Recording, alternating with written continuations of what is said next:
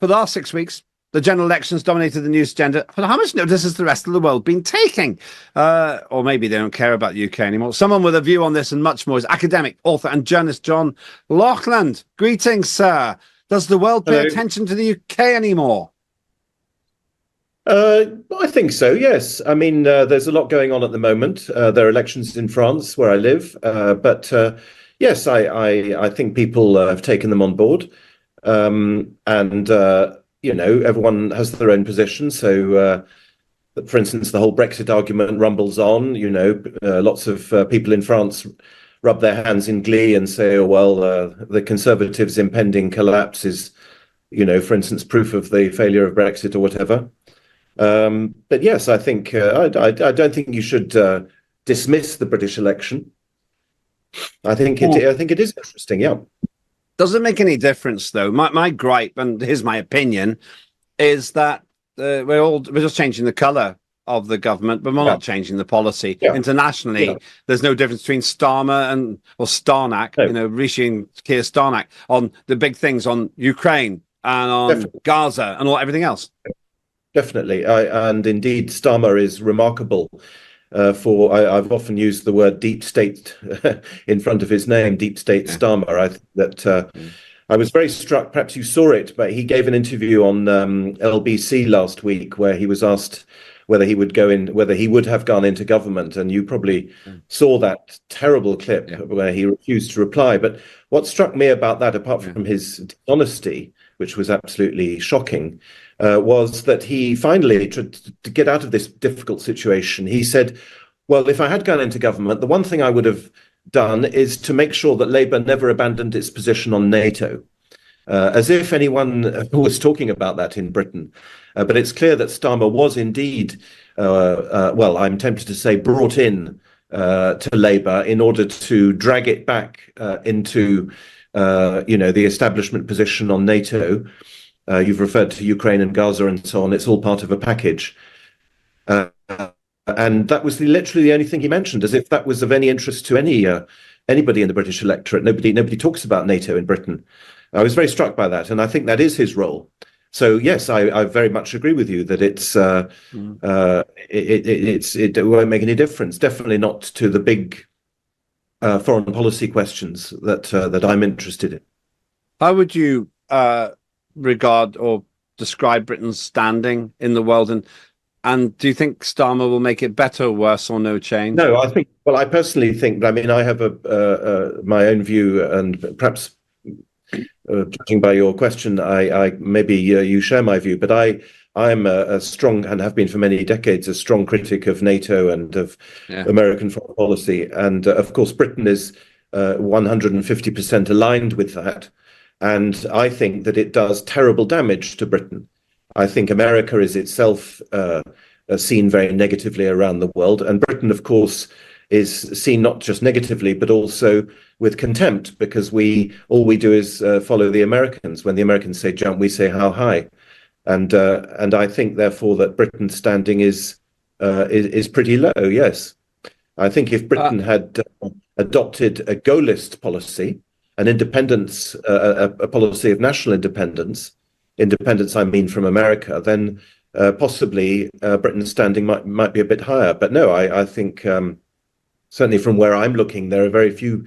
I can't think of any examples recently where anybody has said, yes, Britain has done really well.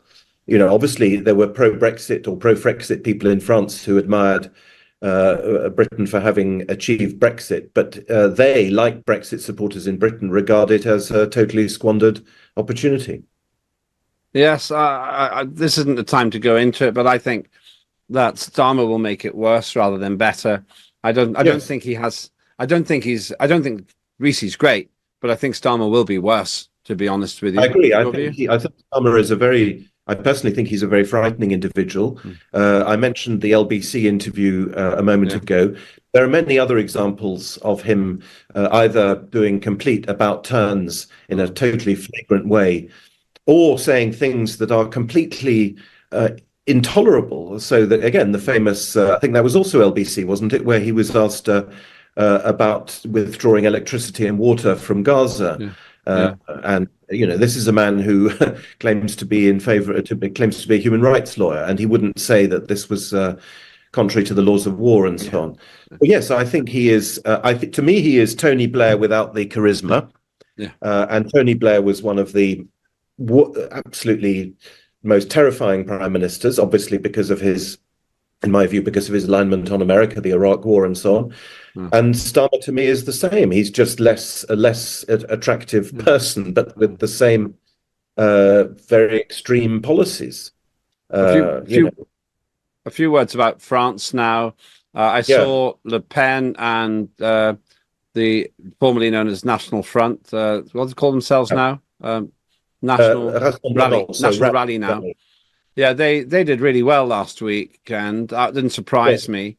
Now you've got another round of voting taking place this weekend.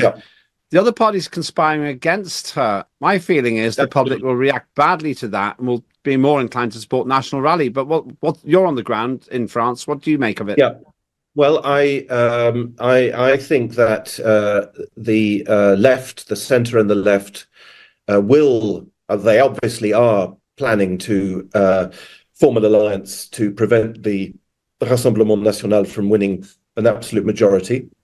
And my guess is that they will succeed. It's definitely not the outcome I personally want, but I think that they have a good chance of succeeding. The system in France is it's the same system as Britain, except there's a two-round system. There are two rounds in each constituency, and anyone who gets 12.5% in the first round can stand again. But what they're doing now in this second round is the centre, so Macron, and the left, the sort of hard left, or the various lefts, they are cooperating to withdraw one or other candidate, leaving a single candidate for, as it were, the non-Rassemblement National vote. And there are at least 200 of these withdrawals at the moment. There are 577 constituencies in total. So it's a bit smaller than the House of Commons. But 200 withdrawals is enormous, and that means that in those 200 constituencies, the Rassemblement National will have a big job making it through and being elected. But the irony doesn't happen in all of them, but it's quite a lot of withdrawals. It kind of, if they get control, that would have a big impact on the continent of Europe, wouldn't it? If somehow they still got through.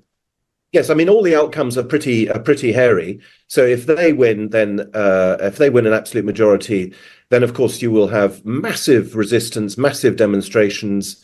You saw a couple of months ago huge demos in Germany against the AfD, and the AfD is a very, very long way from winning power. So by the same token, if they did win power, then I mean, it's already been announced, civil servants, teachers, probably transport unions and so on.